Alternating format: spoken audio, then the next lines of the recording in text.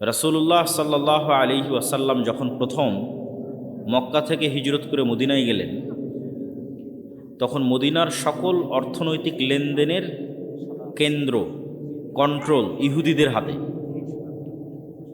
তো মদিনায় যদি অর্থনৈতিক সকল লেনদেনের কন্ট্রোল ইহুদিদের হাতে থাকে, তাহলে মুহাম্মদ সাল্লাল্লাহু আলাইহি ওয়াসাল্লাম পুরো মদিনার যে রাষ্ট্রীয় ক্ষমতা সেটা কন্ট্রোলে নিতে পারবে না। অর্থনৈতিক মুক্তি ছাড়া সম্ভব হয় না। এটা আমাদের চেয়ে রাসূল সাল্লাল্লাহু আলাইহি ওয়াসাল্লাম ভালো বুঝতেন। ইসলামের যে যুদ্ধগুলো আছে, এই যুদ্ধগুলোর পিছনে আমরা অনেক সময় মনে করি শুধু দিনই কারণ মনে হয় কারণ। জি না, এর সাথে অর্থনৈতিক কারণও যুক্ত আছে। আপনি ইতিহাস পড়ে দেখেন যে বদরের যুদ্ধ কিভাবে হলো। আমরা মনে করি যে না, কাফের মুশরিকদের সাথে মুসলমানদের যুদ্ধ হচ্ছে, তো হবেই। অথচ বদরের যুদ্ধ হওয়ার অন্তত 50% কারণ অর্থনৈতিক। তো এই সমুদ্রের ধার দিয়ে যে রাস্তা, এই রাস্তা দিয়ে এই মক্কার কাফের মুশরিকরা ব্যবসা করতে যায় সিরিয়াতে। মুহাম্মদ সাল্লাল্লাহু আলাইহি ওয়াসাল্লাম নিজেও ব্যবসা করতে গেছে তার চাচা আবু তালেবের সাথে, আরও অনেকজনের সাথে সিরিয়াতে ব্যবসা করতে গেছে এই রাস্তা ধরে, সমুদ্রের ধারের রাস্তা ধরে। এখন মুহাম্মদ সাল্লাল্লাহু আলাইহি ওয়াসাল্লাম মক্কা থেকে হিজরত করে চলে এসেছে মদিনায়। আর মুহাম্মদ সাল্লাল্লাহু আলাইহি ওয়াসাল্লাম যদি এই রাস্তা কেটে দেয়, এরা কোন দিক দিয়ে ব্যবসা করবে? বুঝেননি মনে হয় আমার কথা? কথা কি বোঝা যায়? তো মুহাম্মদ সাল্লাল্লাহু আলাইহি ওয়াসাল্লাম একদল সাহাবীকে আদেশ দিয়ে রাখলেন, এই রাস্তা দিয়ে যেন কোনো ব্যবসায়িক পণ্য না যায়, কাট অফ। মক্কার মানুষের মাথা নষ্ট হয়ে গেল। শুধু মুহাম্মদ সাল্লাল্লাহু আলাইহি ওয়াসাল্লাম যদি শুধু দাওয়াত দিতেন, এত দ্রুত যুদ্ধ হতো না। কিন্তু যখন অর্থনীতির পেটে যখন গিয়ে আঘাত পড়ল, তখন তো যুদ্ধ অবশ্যম্ভাবী। তখন আবু জাহাল দেখলো যে মদিনা যদি পাওয়ারফুল হয়, আমাদের তো ব্যবসা স্থায়ীভাবে বন্ধ। কেননা এই মদিনা রাষ্ট্র পাওয়ারফুল মানে এই সমুদ্রের এই রাস্তার কন্ট্রোল মদিনা রাষ্ট্রের যে প্রধান তার হাতে। তাহলে মুহাম্মদ সাল্লাল্লাহু আলাইহি ওয়াসাল্লামের সাথে চুক্তি করা ছাড়া তো আমরা ব্যবসা করতে সিরিয়া যেতে পারবো না। অতএব শুরুতেই মদিনাকে ধ্বংস করে দাও। তখন ওরা নিজেরা জোরপূর্বক এই মক্কা থেকে গিয়ে বদরের যুদ্ধ হয়। বদরের যুদ্ধ সমুদ্রের ধারে হয়েছে। বদরের যুদ্ধ এই মদিনার সরাসরি মদিনাতে হয়। মদিনা থেকে 150-200 কিলোমিটার দূরে গিয়ে এই সমুদ্রের রাস্তার পাশে একটু দূরে যুদ্ধ হয়েছে। তো এটা বলার উদ্দেশ্যটা কি, যে অর্থনৈতিক গুরুত্বটা বোঝেন, যে টাকা পয়সার গুরুত্বটা কি। মুহাম্মদ সাল্লাল্লাহু আলাইহি ওয়াসাল্লাম যখন মদিনায় আসলেন, এসে দেখলেন যে মদিনার সকল টাকা পয়সার কন্ট্রোল ইহুদিদের হাতে। তো আচ্ছা, একটু আমি আগিয়ে নিচ্ছি, সমস্যা নেই। অর্থনীতির কন্ট্রোল ইহুদিদের হাতে। তখন মুহাম্মদ সাল্লাল্লাহু আলাইহি ওয়াসাল্লাম এই মক্কা থেকে যে মুহাজিরেরা গেছে, এরা সবাই বিজনেসম্যান। মুহাম্মদ সাল্লাল্লাহু আলাইহি ওয়াসাল্লাম নিজেও বিজনেসম্যান। লিইলাফি কুরাইশ ইলাফিহিম রিহলাতাশ শিতাই ওয়াস সাইফ, এই সূরাতে ব্যবসার যাত্রার কথা বলা আছে। তো কুরাইশরা ব্যবসায়ী জাতি, ব্যবসা করে খায়। আর মদিনার আনসারীরা আপনাদের মতো কৃষিকাজ করে। তারা ব্যবসা বোঝে না বা কম বোঝে, ব্যবসা নিয়ে তাদের লেনদেন কম, তারা কৃষিকাজ নিয়ে ব্যস্ত থাকে। তো এই যে মক্কা থেকে যে সাহাবীরা হিজরত করে আল্লাহর নবীর সাথে মদিনায় গেল, তারা সবাই ব্যবসা বুঝত। আল্লাহর নবী দেখলেন যে মদিনার অর্থনৈতিক কন্ট্রোল যদি ইহুদিদের হাতে থাকে, আমি কিভাবে রাষ্ট্র চালাবো। তখন আল্লাহর নবী আনসারীদের বললেন, এই শোনো, তোমাদের যা জমি জায়গা আছে, যা টাকা পয়সা আছে, তা ভাগ ভাগ করে একটা অংশ মুহাজির যারা খালি হাতে আসছে মক্কা থেকে, এদেরকে দিয়ে দাও। এরা ব্যবসা বুঝে, এরা ব্যবসা করতে পারবে। রাসূল সাল্লাল্লাহু আলাইহি সাল্লামের কথা শুনে আনসারীরা তাই করলেন। সবাই কেউ নিজের সম্পদের অর্ধেক, কেউ নিজের সম্পত্তির 3/1 ভাগ মুহাজিরদের দিয়ে দিলেন। আর মুহাজিরেরা ব্যবসা বুঝে, ওরা ব্যবসা শুরু করে দিল। অল্প কয়েকদিনের মধ্যে উসমান ইবনে আফফান, আব্দুর রহমান ইবনে আউফ, জুবাইর ইবনুল আওয়াম, এরা হচ্ছে কোটিপতি সাহাবী, মাল্টি বিলিয়নার সাহাবী। এরা রাসূল সাল্লাল্লাহু আলাইহি ওয়াসাল্লামের জীবদ্দশাতেই কোটিপতি হয়ে গেছিল। তো এরা যদি কোটিপতি না হতো, তাহলে ওই মদিনার অর্থনীতির কন্ট্রোল কাদের হাতে থাকতো? ইহুদিদের হাতে। এখন কি সমস্যা হতো, খালি একটা উদাহরণ বলি। মদিনায় গিয়ে যখন প্রথম রাসূল সাল্লাল্লাহু আলাইহি ওয়াসাল্লাম মসজিদে নববী তৈরি করে, তখন মসজিদে নববীর সামনের কুয়ার মালিক ইহুদি। সামনের কুয়ার মালিককে ইহুদি। আজকেও সৌদি আরবের সবচেয়ে বড় সমস্যা পানি। আজ থেকে 1400 বছর আগে তাহলে কত সমস্যা হতে পারে পানি নিয়ে। তা এখন এই মসজিদে নববীতে যারা সালাত আদায় করতে আসবে, এদের ওযু করা লাগবে। তো ওযু করতে এদের অনুমতি নিতে হবে কার? ইহুদির। তাহলে মাথাটা নত কার হচ্ছে? মুহাম্মদ সাল্লাল্লাহু আলাইহি ওয়াসাল্লামের। নত হচ্ছে না যে ইহুদি তোমার এখানে আমার উম্মত উজু করবে, একটু অনুমতি দাও। তাহলে অর্থনৈতিক মুক্তি ছাড়া মাথা উঁচু হয় না। মুহাম্মদ সাল্লাল্লাহু আলাইহি ওয়াসাল্লাম বললেন, কে আছে এমন যে কুয়া কিনে দিতে পারবে আল্লাহর সন্তুষ্টির জন্য, জান্নাত? উসমান ইবনে আফফান বলল, আমি আছি আল্লাহর নবী। আল্লাহু আকবার। তাহলে উনি যে ওনার টাকা দিয়ে মসজিদে নববীর সামনের কুয়াটা কিনে দিলেন, তাদের সম্মান কার রক্ষা হলো? মুহাম্মদ সাল্লাল্লাহু আলাইহি ওয়াসাল্লামের মাথা উঁচু থাকলো। এই জন্য অর্থনৈতিক মুক্তি ছাড়া কখনো গোলামি থেকে মুক্তি হয় না। উম্মতে মোহাম্মদী কখনো চাকুরিজীবী জাতি ছিলই না। এই উপনিবেশের পর তারা শিখেছে চাকরি করতে হয়। এটা আল্লামা ইকবালেরও সেম অ্যানালাইসিস, कि नहीं मकाम की खूगर तबीयत आज़ाद सैरे मिसाल नसीम पैदा कर हजार चश्मा फूटे तेरे संगे राह से खुदी में डूब के জরবে মুসা পায় জরবে কলিম পয়দা কর। তো এই কবিতাটার অর্থ হচ্ছে উনি বুঝাচ্ছেন যে মুসলমানেরা কখনো নির্দিষ্ট জায়গার মুখাপেক্ষী ছিল না। আপনি সব সাহাবীর জীবনী উঠিয়ে দেখেন যে সাহাবীদের 100%-এর 80% নিজ এলাকায় মারা যায়নি, 70%, 60% নিজ এলাকায় মারা যায়। ধরেন জন্ম হয়েছে মক্কায় অথবা মদিনায়, তারপরে ইসলামিক খেলাফতের রাষ্ট্রের সীমানা যত বাড়তে থেকেছে, কেউ দাওয়াত নিয়ে চলে গেছে মিশরে। যেমন আবদুল্লাহ ইবনে আমর ইবনে আস চলে গেছে মিশরে, আবদুল্লাহ বিন আব্বাস চলে গেছে মক্কায়, আবদুল্লাহ বিন মাসউদ চলে গেছে কুফায়। তাহলে যতদূর পর্যন্ত ইসলামী রাষ্ট্র বাড়তে থেকেছে, এরা কোরআন এবং হাদিসের দাওয়াত নিয়ে ততদূর পর্যন্ত যেতে থেকেছে। কেউ কখনো মনে করেনি যে না, আমাকে এখানেই থাকতে হবে। তো মরু যাযাবরেরা কখনো নির্দিষ্ট জায়গার মুখাপেক্ষী হয় না। আর মুসলমানেরা ব্যবসায়ী জাতি, যতদূর পর্যন্ত ইসলাম গেছে তার 50% যদি হয় যুদ্ধ, তো 50% ব্যবসা। যেমন মালয়েশিয়া, ইন্দোনেশিয়া, ব্রুনাই, এগুলোতে কোনোদিন যুদ্ধ হয়নি ইসলামের নামে। তাহলে ওরা ইসলাম গ্রহণ করলো কিভাবে? আরব ব্যবসায়ীরা ব্যবসা করতে করতে চলে গেছে মালয়েশিয়া, ব্যবসা করতে করতে চলে গেছে ইন্দোনেশিয়া, ব্যবসা করতে করতে চলে গেছে ব্রুনাই। ব্যবসা করতে গিয়ে সেখানে মানুষজন তাদের আচার আচরণ, সত্যবাদিতা, ন্যায়পরায়ণতা দেখে ইসলাম গ্রহণ করেছে। এলাকাকে এলাকা, এলাকাকে এলাকা, ডানে এই পাশে যদি থাকে, পিছনে যদি থাকে। যেহেতু বক্তব্য শোনার জন্য এসেছি, সবাই বসে যাই। আমরা তো অত লম্বা বক্তব্য দিব না, গভীর রাত হওয়ার আগেই বক্তব্য শেষ করব, আমাদেরকে অনেক দূরে যেতে হবে। প্রথমত আজকে আপনাদের এলাকার একটা মাদ্রাসায় আমরা এসেছি, সাঘাটা হলদিয়ার এই মাদ্রাসায়, এই সমস্ত দ্বীনি শিক্ষা প্রতিষ্ঠানে এরকম প্রোগ্রাম আয়োজনের পিছনে একটা বড় উদ্দেশ্য থাকে। আপনাদের থেকে কিছু দান তারা সংগ্রহ করবে, এটা একটা বড় উদ্দেশ্য।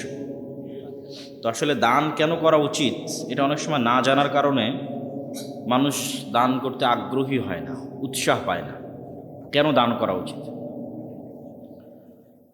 অর্থনৈতিক মুক্তি ছাড়া গোলামি বা দাসত্ব থেকে মুক্তি হয় না। যতক্ষণ অর্থনৈতিক মুক্তি না হয়। রাসূলুল্লাহ সাল্লাল্লাহু আলাইহি ওয়াসাল্লাম যখন প্রথম মক্কা থেকে হিজরত করে মদিনায় গেলেন, তখন মদিনার সকল অর্থনৈতিক লেনদেনের কেন্দ্র, কন্ট্রোল ইহুদিদের হাতে। তো মদিনায় যদি অর্থনৈতিক সকল লেনদেনের কন্ট্রোল ইহুদিদের হাতে থাকে, তাহলে মুহাম্মদ সাল্লাল্লাহু আলাইহি ওয়াসাল্লাম পুরো মদিনার যে রাষ্ট্রীয় ক্ষমতা সেটা কন্ট্রোলে নিতে পারবে না। অর্থনৈতিক মুক্তি ছাড়া সম্ভব হয় না। এটা আমাদের চেয়ে রাসূল সাল্লাল্লাহু আলাইহি ওয়াসাল্লাম ভালো বুঝতেন। ইসলামের যে যুদ্ধগুলো আছে, এই যুদ্ধগুলোর পিছনে আমরা অনেক সময় মনে করি শুধু দ্বীনি কারণ মনে হয় কারণ। জি না, এর সাথে অর্থনৈতিক কারণও যুক্ত আছে। আপনি ইতিহাস পড়ে দেখেন যে বদরের যুদ্ধ কিভাবে হলো। আমরা মনে করি যে না, কাফের মুশরিকদের সাথে মুসলমানদের যুদ্ধ হচ্ছে, তো হবেই। অথচ বদরের যুদ্ধ হওয়ার অন্তত 50% কারণ অর্থনৈতিক। আপনাকে যদি আমি উদাহরণ দিয়ে বুঝাই তাহলে বুঝতে পারবেন। এখান থেকে কেবলা কোন দিকে?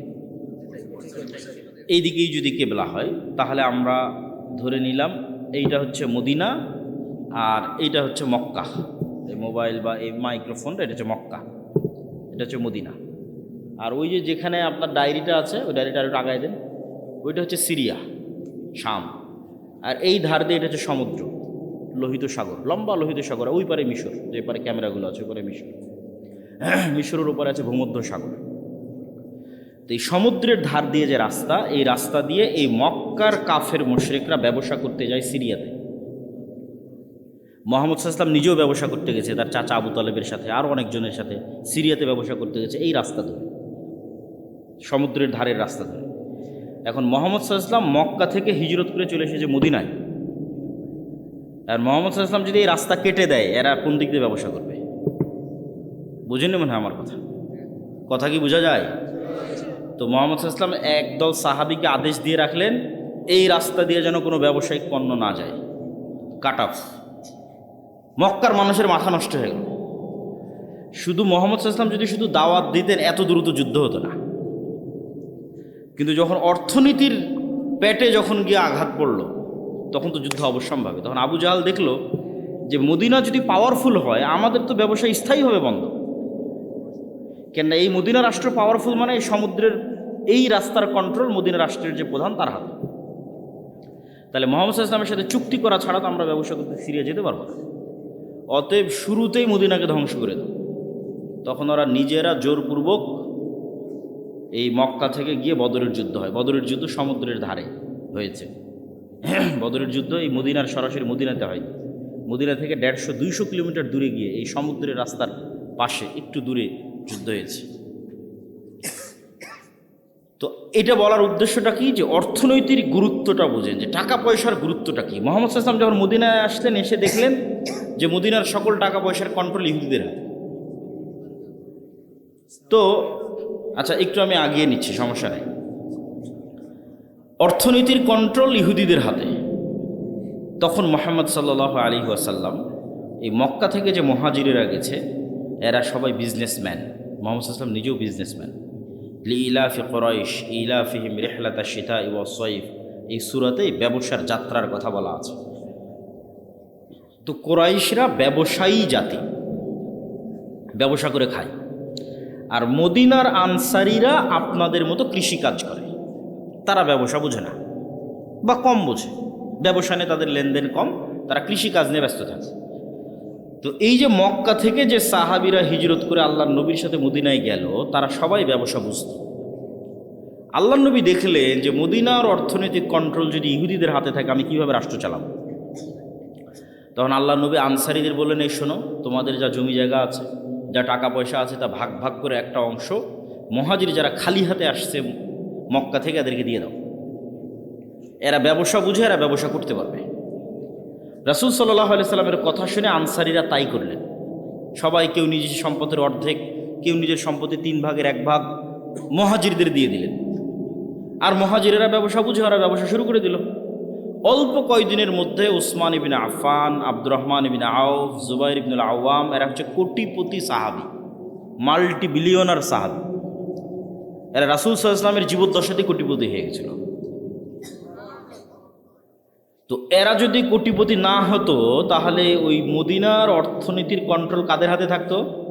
ইহুদিদের হাতে। এখন কি সমস্যা হতো, খালি একটা উদাহরণ বলি।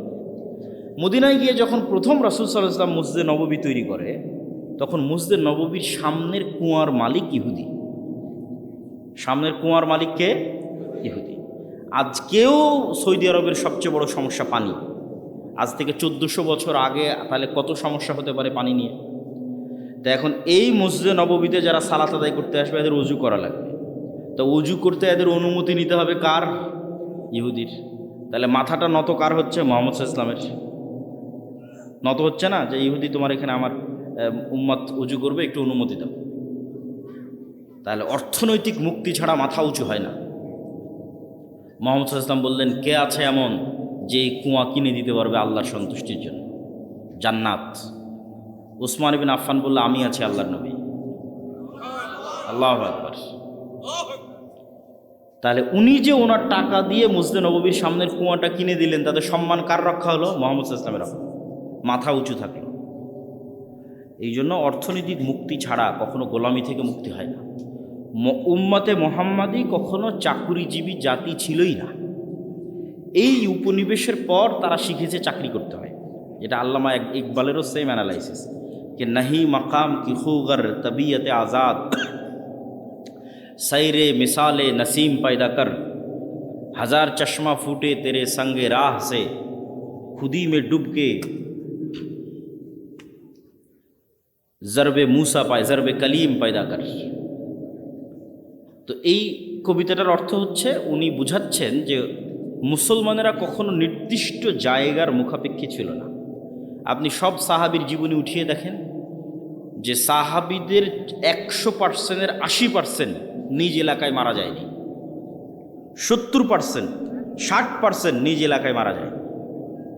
ধরেন জন্ম হয়েছে মক্কায় অথবা মদিনায়, তারপরে ইসলামী খেলাফতের রাষ্ট্রের সীমানা যত বাড়তে থেকেছে, কেউ দাওয়াত নিয়ে চলে গেছে মিশরে, যেমন আবদুল্লাহ ইবনে আমর ইবনে আস চলে গেছে মিশরে, আবদুল্লাহ বিন আব্বাস চলে গেছে মক্কায়, আবদুল্লাহ বিন মাসউদ চলে গেছে কুফায়। তাহলে যতদূর পর্যন্ত ইসলামী রাষ্ট্র বাড়তে থেকেছে, এরা কোরআন এবং হাদিসের দাওয়াত নিয়ে ততদূর পর্যন্ত যেতে থেকেছে।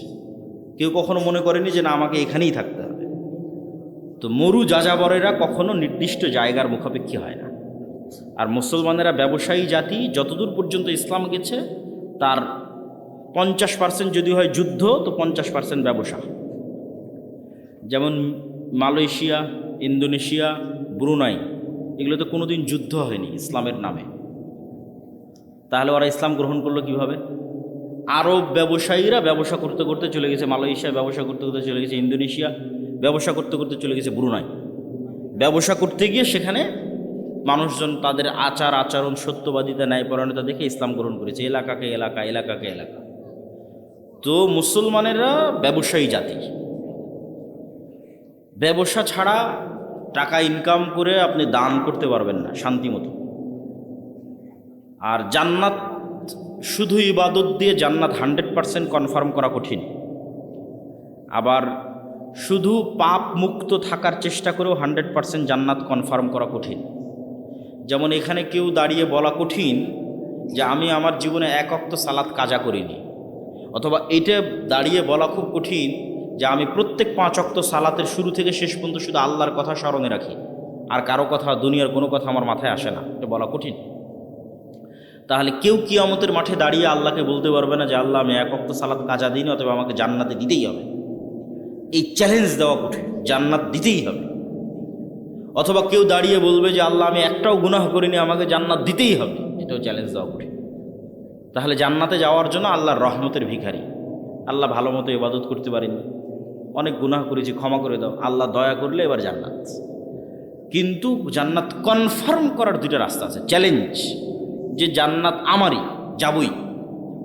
একটা হচ্ছে জীবন আল্লাহর রাস্তায় দিয়ে শহীদ হয়ে যাওয়া, এটা কনফার্ম 100%। শহীদের রক্ত জমিনে পড়ার আগে তার যদি ইবাদতেরও কোনো কমতি থাকে ওটাও মাফ, আর যদি কোনো গুনাহ থাকে ওটাও মাফ। তাহলে একটা কনফার্মেশন পাওয়া গেল যে জীবন যদি আল্লাহর রাস্তায় দিয়ে দেওয়া যায় জান্নাত কনফার্ম। আর একটা কনফার্ম করার রাস্তা হচ্ছে টাকা, অর্থনৈতিক ইবাদত, এটাতে জান্নাত কনফার্ম হয়। আল্লাহ জান্নাত বিক্রি করবে। ঠিক যেমন আপনাদের গাইবান্ধা শহরে, গোবিন্দগঞ্জ, সাঘাটা, বগুড়া, গুলশান, বনানী, দুবাই, এগুলোতে যেমন প্লট বিক্রি হয়, আপনি ফ্ল্যাট কিনেন, এরকম আল্লাহ সুবহানাহু ওয়া তাআলা জান্নাতের প্লট সেল করবে, বিক্রি করবে। কোরআন মাজিদে অ্যানাউন্স দেওয়া আছে, বিজনেস হিসেবে ঘোষণা দেওয়া আছে, বিক্রি হিসেবে ঘোষণা দেওয়া আছে। আমি বানিয়ে বলতেছি না। ইন্নাল্লাহ আশতারা মিনাল মুমিনিনা আনফুসাহুম ওয়া আমওয়ালাহুম বিআন্না লাহুমুল জান্নাহ হাল আদুল্লুকুম আলা তিজারাতিন তুনজিকুম মিন আযাবিন নার। তাহলে আল্লাহ বিজনেসও ঘোষণা দিয়ে রেখেছে, আল্লাহ সুবহানাহু ওয়া তাআলা ক্রয় বিক্রয় ঘোষণা দিয়ে রেখেছে। তাহলে জান্নাতের বাড়ি, আপনাদের ভাষায় প্লট, ফ্ল্যাট আল্লাহ বিক্রি করবে, সেল করবে, এবং এটাকে আল্লাহ ব্যবসা বলছে। এবং এই ব্যবসাটা শতভাগ লাভজনক। কেন শতভাগ লাভজনক সেটাও বলবো। তো তার আগে বুঝি যে টাকা দিয়ে জান্নাত কিভাবে কিনা যাবে। দুনিয়াতেই আল্লাহ সুবহানাহু ওয়া তাআলা অসংখ্য ইবাদতের কমতিতে টাকার জরিমানা দিয়ে মাফ করার ব্যবস্থা করেছে, এবং অসংখ্য গুনাহের কাফফারায় টাকার জরিমানা দিয়ে মাফ করার ব্যবস্থা করেছে দুনিয়াতে। যেমন কেউ হজ এবং ওমরা করতে গেছে, ওমরা করতে গিয়ে কোনো একটা ইবাদত ছুটে গেছে, বড় একটা ইবাদত, জামরায় হয়তো পাথর মারতে যেতে পারেনি, তাহলে ইবাদতে কমতি হয়ে গেছে। এখন আল্লাহ রাসূল বলতেছে ঠিক আছে, কমতি যেহেতু হয়ে গেছে, তুমি একটা দম, একটা দুম্বা, একটা খাসি আল্লাহর রাস্তায় কুরবানি করে দাও, ওইটা এটাকে মেকআপ করবে, কাভার দিবে। তাহলে টাকা দিয়ে ইবাদতের কমতি পূরণ করা যাচ্ছে। এবার গুনাহের কাফারা, রমাজান মাসে দিনের বেলায় কেউ তার স্ত্রীর সাথে সাংসারিক জীবনে গেছে, আল্লাহ সুবহানাহু ওয়া তাআলা কোরআনে আয়াত অবতীর্ণ করে বলতেছে গোলাম আজাদ করতে হবে অথবা 60 জন মিসকিনকে খাওয়াতে হবে। তো গোলাম আজাদ করতেও টাকা লাগবে, 60 জন মিসকিনকে খাওয়াতেও টাকা লাগবে। তাহলে টাকাটা দিয়ে গুনাহের কাফারা হচ্ছে দুনিয়াতে। এই সেম নিজাম ব্যবস্থা কিয়ামতের মাঠেও থাকবে। যেমন দুনিয়াতে আপনি অসুখ বিসুখ পড়ে গেলে ক্লিনিকে মেডিকেলে নিয়ে গেলে টাকা পয়সার দরকার হয়, বিদেশে নিয়ে গেলে আরও দরকার, সিঙ্গাপুর থাইল্যান্ড ব্যাংকক নিয়ে গেলে আরও টাকা লাগবে, ছেলে মেয়েকে স্কুল কলেজ ইউনিভার্সিটিতে পড়াতে টাকা লাগবে, বিপদ আপদ বিবাহ শাদী টাকা লাগে, কেস কোর্ট কাচারি মামলা মোকদ্দমা টাকা লাগে, এগুলো টাকা দিয়ে পার হওয়া যায়। একই ঘটনা কিয়ামতের মাঠে ঘটবে। কিন্তু সমস্যা হচ্ছে কিয়ামতের মাঠে নতুন করে টাকা অ্যারেঞ্জ করার কোনো সিস্টেম নাই। কিয়ামতের মাঠে কারো থেকে ধার নেওয়ারও কোনো সিস্টেম নাই। তাহলে কিয়ামতের মাঠে আমাকে এবং আপনাকে ধনী অবস্থায় উঠতে হবে, যে আজ কিয়ামতের মাঠে উঠেছি কোটি টাকার মালিক অবস্থায়। তাহলে বাঁচার রাস্তা আছে। ইবাদতের কমতিতেও ওই কোটি টাকা কাজে দিবে, গুনাহের কাফফারাতেও ওই কোটি টাকা কাজে দিবে। মানুষ যারা পাওনাদার আসবে, আল্লাহ আমার নামে গীবত করেছে, অপবাদ দিয়েছে, মিথ্যা বলেছে, এই সেই যা আছে, হক দেয়নি, যা আসবে সবগুলো কাভার দেওয়া যাবে, মেকআপ দেওয়া যাবে যদি ধনী অবস্থায় কিয়ামতের মাঠে উঠে। যেমন দুনিয়াতে আপনি ধনী থাকলে কাভার দিতে পারেন যে কোনো সমস্যা, কিয়ামতের মাঠেও যদি ধনী অবস্থায় উঠেন কাভার দিতে পারবেন। কিন্তু কিয়ামতের মাঠে ধনী অবস্থায় ওঠার জন্য এখন থেকে ব্যাংকে জমা করতে হবে, আল্লাহর ব্যাংকে, পরকালের ব্যাংকে এখন থেকে জমা করতে হবে। এবং আল্লাহ সুবহানাহু ওয়া তাআলার সাথে এই ব্যবসা কেন লাভজনক সেটাও বলি। আল্লাহ যে বলছেন তোমরা আমার সাথে ব্যবসা করো, এটা শতভাগ লাভজনক। কেন লাভজনক? আপনি যদি আজকে সাগাটা বাজারে একটা জমি কিনেন, তাহলে জমিওয়ালা আপনার দেওয়া টাকা নিয়ে চলে যাবে, ওই টাকার উপর আপনার কোনো কন্ট্রোল থাকবে না, কোনো দখল থাকবে না, আর জমিটা আপনি তার থেকে বুঝিয়ে নেবেন। এখন আল্লাহ সুবহানাহু তাআলার জন্য আপনি পরকালের অ্যাকাউন্টে যে টাকা জমা দিবেন, ওই টাকা কি আল্লাহ নিয়ে চলে যাবে? ওই টাকা দিয়ে যদি আপনি মসজিদে একটা এসি বা একটা ফ্যান লাগান, ওই ফ্যানের বাতাস কে খাবে? আপনিই তো খাবেন। ওই টাকা তো আর আল্লাহ নিয়ে গেল না, আর ফ্যানের বাতাস আল্লাহ খাবে না। ধরেন আপনি টাকা দিয়ে একটা গরু জবাই দিলেন, ওই গরুর গোস্ত কে খাবে? আপনিই খাবেন না? ওই গরুর গোস্ত আল্লাহর কাছে চলে যাবে, আল্লাহ নিয়ে যাবে? আল্লাহ খাবারের মুখাপেক্ষী নয়। তাহলে আরেকজনের সাথে যখন লেনদেন হচ্ছে তখন টাকা কিন্তু চলে যাচ্ছে, আর আল্লাহর সাথে যখন লেনদেন হচ্ছে তখন ওই টাকা আমি ভোগ করতেছি, মাঝখান থেকে ফিরি ফাও আল্লাহ জান্নাত দিয়ে দিচ্ছে। তাহলে আল্লাহর সাথে ব্যবসায় কোনো লস আছে? কোনো লস নেই। ধরেন এই প্রতিষ্ঠানে আপনি দান করলেন, এই প্রতিষ্ঠানে দান করে এখানে পড়বে গে আপনার ছেলে মেয়ে, কেউ যদি বেতন পায় আপনার গ্রামের ছেলে মেয়ে, তাহলে মাঝখান থেকে তো আপনি ফ্রিতে জান্নাত পাচ্ছেন। টাকাটা তো দুনিয়াতেই থাকতেছে, দুনিয়ার মানুষই খাচ্ছে, আপনি আপনার আত্মীয় স্বজন পাড়া প্রতিবেশী তারাই খেয়ে শেষ করে দিচ্ছে। তো যাক, আমি বক্তব্যের শুরুতেই কথাগুলো বললাম যে আপনাদের মধ্যে যদি, এখন আমি জানি না যে এখানে কেউ স্বেচ্ছাসেবক পাঠিয়ে বৈঠকি দান সংগ্রহ করবে কিনা, কিন্তু দান অর্থনৈতিক ইবাদত, অত্যন্ত শক্তিশালী একটি ইবাদত। যদি যায় তাহলে আপনারা সকলেই অংশগ্রহণ করার চেষ্টা করবেন।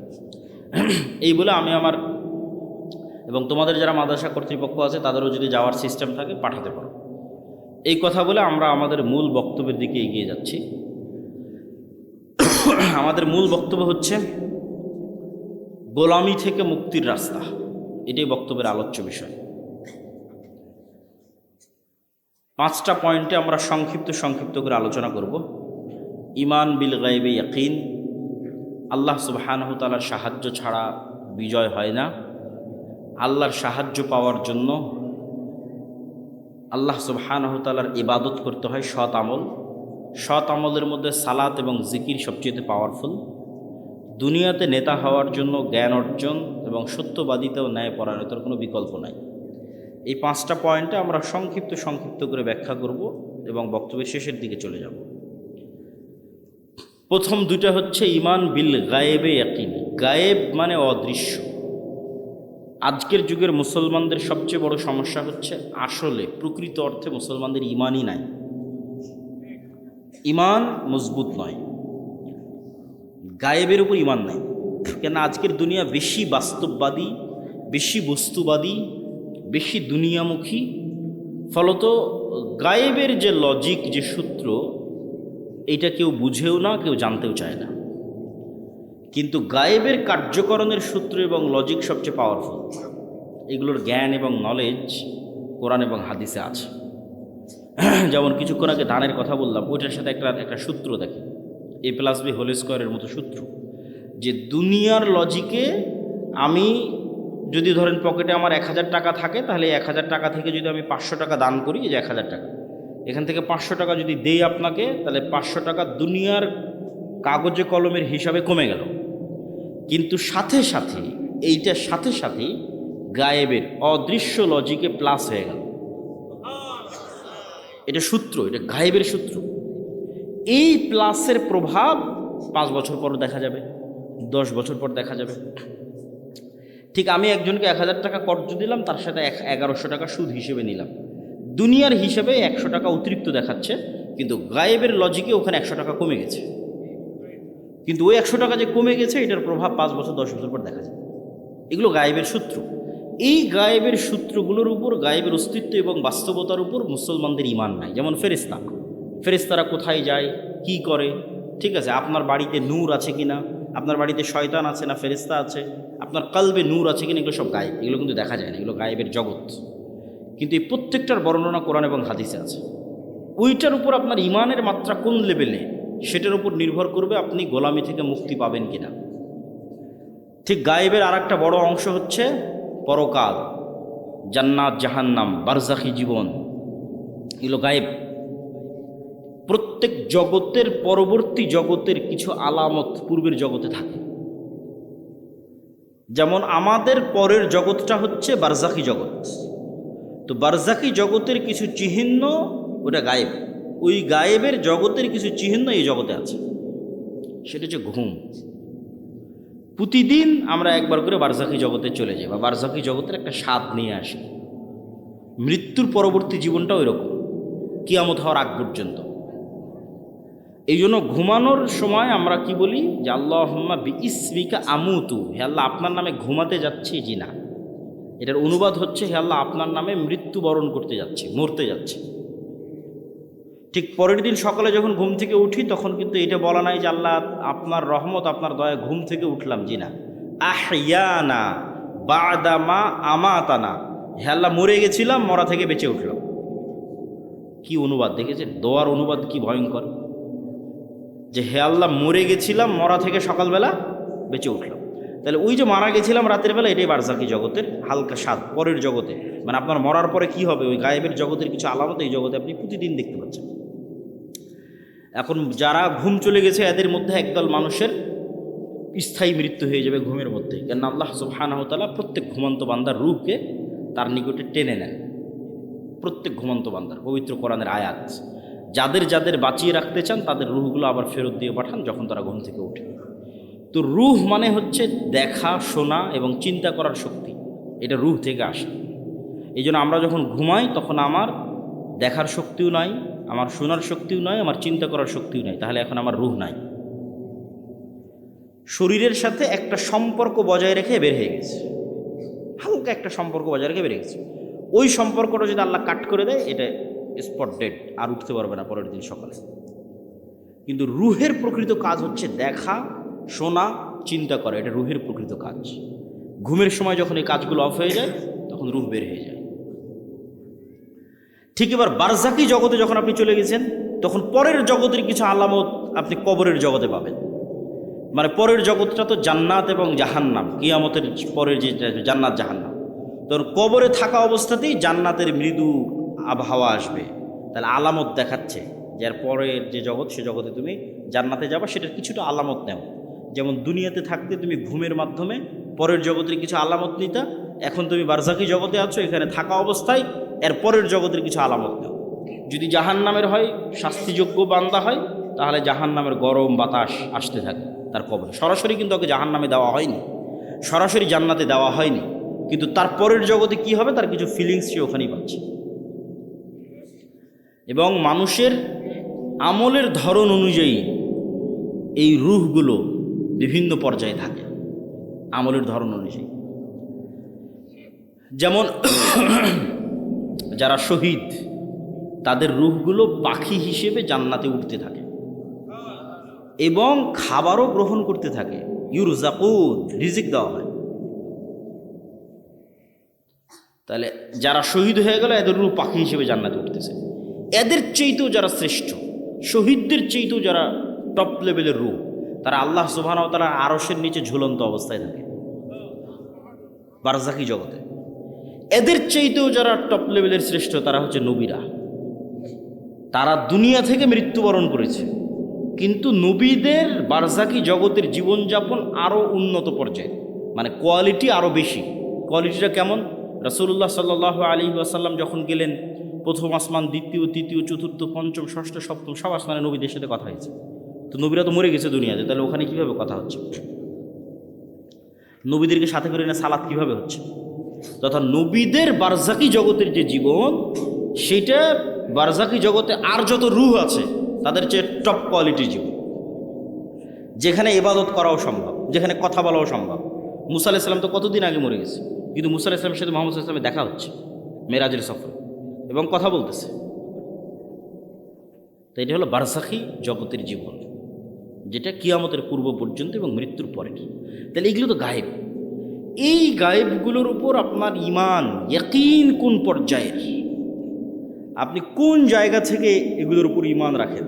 এগুলো কি আপনি চোখে দেখতে পাওয়ার মতো ঈমান রাখেন? না বাস শুনলাম দেখলাম শেষ। যতক্ষণ পর্যন্ত চোখে দেখতে পাওয়ার মতো ঈমান অর্জন এই জিনিসগুলোর উপর না হবে, ততক্ষণ পর্যন্ত গোলামি থেকে মুক্তির রাস্তা তৈরি হবে না। এই জন্য ঈমান মজবুত করা সবচেয়ে জরুরি। আর যদিও আজকের দুনিয়ার বস্তুবাদী জগতে মনে হচ্ছে যে বস্তুবাদী জগতে কিভাবে গায়েবের উপর ঈমান রাখা যায়, কিন্তু আমি চিন্তা করে দেখলাম যে এই বস্তুবাদী জগতে গায়েবের উপর ঈমান মজবুত করার আরও বেশি রাস্তা তৈরি হয়েছে। আমার চিন্তা, আমি উল্টাভাবে চিন্তা করেছি যে মানুষ মনে করতেছে যে সে মোবাইলের আনন্দ বিনোদনের মধ্যে ডুবে যাচ্ছে, মদ, জুয়া, আড্ডা, পৃথিবীতে এমন কোনো গুনাহের রাস্তা নেই যেটা বর্তমানে উন্মুক্ত হয়নি। ফলত সে কীভাবে গায়েবের উপর ইয়াকিন রাখবে? গায়েবের তো কোনো আলামত কোথাও দেখাই যায় না। কিন্তু আমি চিন্তা করে দেখলাম যে না, আমরা আধুনিক যুগে যা যা ব্যবহার করতেছি তা আমাকে গায়েবের প্রতি ইয়াকিন তৈরি করতে আরও বাধ্য করা উচিত। কিভাবে আপনাকে বলি, আজ থেকে 100 বছর আগে এই সাঘাটার কোনো মানুষকে যদি এখন জীবিত করা হয়, 100 বছর আগে এই প্রোগ্রামে নিয়ে এসে বসানো হয় মুরব্বির জায়গায়, দিয়ে তাকে আমি বলবো যে মুরব্বি, আমি এখন যে কথা বলতেছি আমার এই কথাটা না 1000 কিলোমিটার দূরে আমেরিকাতে এখন বাজতেছে, এখন আমার এই কথা উড়ে গিয়ে আমেরিকাতে এখন বাজতেছে, কয়েক হাজার কিলোমিটার দূরে। মুরব্বি তো বিশ্বাস করতে পারবে না যে বলে এখানে বলবে এখানে বাজবে লন্ডনে সাথে সাথে, এ কেমনে সম্ভব? এ তো গায়েব। এটা কিন্তু 100 বছর আগে এটাই গায়েব, 100 বছর আগে এটাই গায়েব। অথচ আমি কথা বললে আমার এই কথা উড়ে আমেরিকা, পৃথিবী যেই দিন সৃষ্টি হয়েছে সেই দিন থেকেই যায়। বুঝেন না মনে হয় আমার কথা? এটা মানুষ জানতো না। এটা তো আলোর গতির মধ্যে, আলোর মধ্যে ডাটা ট্রান্সফার হয়, এই জ্ঞান মানুষের ছিল না। কিন্তু ট্রান্সফার তো ভাই যেই দিন থেকে আল্লাহ পৃথিবী সৃষ্টি করেছে সেই দিন থেকেই হয়। মানে আমি এখান থেকে বলবো আর এটা আলোর গতির সাথে আমার এই কথা সারা পৃথিবীতে ঘুরতেছে, বা আলো যতদূর পর্যন্ত যাচ্ছে আমার এই কথা অতদূর পর্যন্ত যেতে থাকতেছে। এটা যেই দিন থেকে পৃথিবী আল্লাহ সৃষ্টি করেছে সেই দিন থেকেই হয়। তাহলে এটা আমাদের জন্য কি ছিল? গায়েব ছিল। বলেন তো এটা আমাদের জন্য কি ছিল? গায়েব ছিল। তখন জানতাম না। তাহলে এইটা যদি সম্ভব হয় যে কথা বলবো এখানে আর আলোর গতিতে সেই কথা গিয়ে বাজবে আমেরিকায়, এবং আমেরিকায় বসে মানুষ শুনতেছে, এখন লন্ডনে বসে মানুষ শুনতেছে, আপনারা টিভি মোবাইলে ব্যবহার করতেছেন, তাহলে এটা ব্যবহার করা অবস্থায় আপনি কিভাবে বিশ্বাস করতেছেন যে এই কথা আল্লাহ শুনতেছে না? বলেন আল্লাহু আকবার। আপনি মোবাইল ব্যবহার করা অবস্থায় মানুষ আপনার কথা শুনে নিচ্ছে মানুষের তৈরি করা যন্ত্র দিয়ে, আমার এখনকার কথা মানুষ শুনে নিচ্ছে ইংল্যান্ডে বসে থেকে, আমেরিকায় বসে থেকে, আর আমি বিশ্বাস করতেছি আরে আমি যে কথা বলছি এটা তো মনে হয় আল্লাহ শুনতে পাচ্ছে না। তাহলে আপনি আধুনিক প্রযুক্তির প্রত্যেক যে জিনিস ব্যবহার করতেছেন ওই জিনিসে এবার এই স্টাইলে চিন্তা করবেন যে মানুষ যদি এই পর্যন্ত করতে পারে তাহলে আল্লাহ কোন পর্যন্ত করতে পারে। তাহলে আপনি যত চিন্তা করবেন তত গায়েবের উপর আপনার ইয়াকিন বাড়বে। যেহেতু ভয়ঙ্কর আমরা গেড়া কলে ফেসে গেছি, বর্তমান বিজ্ঞান এটাই বলতেছে যে কাফা বিনাফসিকাল ইয়াউমা আলাইকা হাসিবা, যে আজকে তোমার হিসাবের জন্য তুমি যথেষ্ট।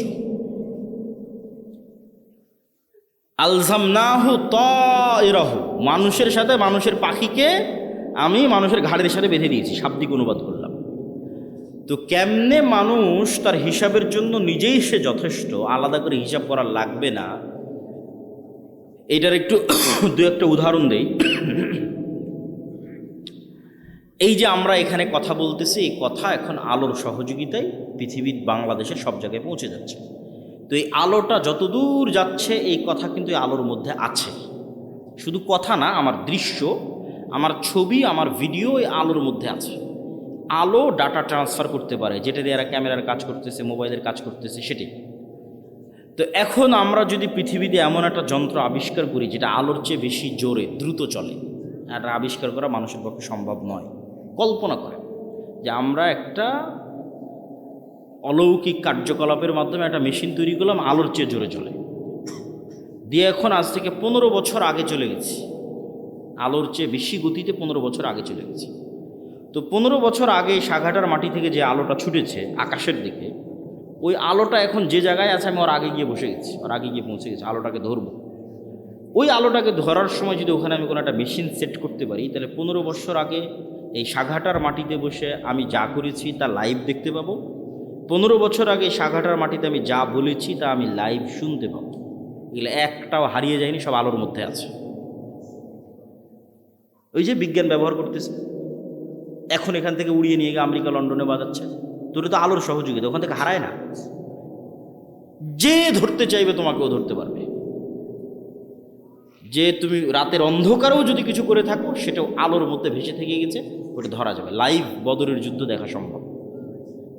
শুধু আলোর গতিতে 1500 বছর আগে চলে যেতে হবে, তাহলে বদরের যুদ্ধ লাইভ দেখা যাবে, ক্যামেরা দিয়ে আর মোবাইল দিয়ে। মোহাম্মদ সাল্লাল্লাহু আলাইহি ওয়াসাল্লামের হাদিস লাইভ শোনা যাবে, কিন্তু যাওয়া সম্ভব নয়, যেতে পারত। তো এখনকার বিজ্ঞান অনুযায়ী গায়েবের উপর আরও ইয়াকিন তৈরি হওয়া উচিত যে আমরা তো বড় বিপদে আছি।